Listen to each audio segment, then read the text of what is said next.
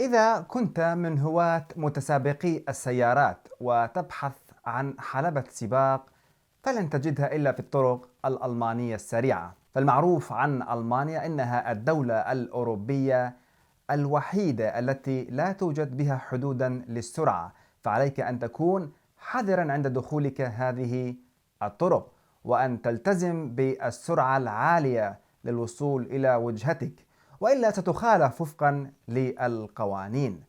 فالطرق السريعة في ألمانيا المعروفة باسم الأوتوبان تعتبر من أقدم وأشهر الطرق السريعة بالعالم، وهو شريان الحياة لألمانيا وأهم مقومات البنية التحتية.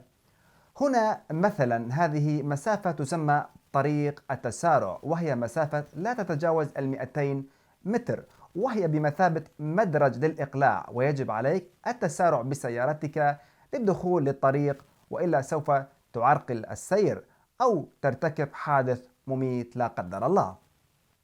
أما هنا إذا نظرنا إلى هذا السائق فنجده يسوق بسرعة جنونية، وبهذه السرعة وهو يسوق وفقا للقوانين وأنظمة السير الفيدرالي الألماني. بالمقابل هناك محاولات من أحزاب سياسية في البرلمان الألماني تريد تحديد السرعة على الأوتوبانات، فحاولت تمرير قانون لتحديد السرعة لكنها فشلت.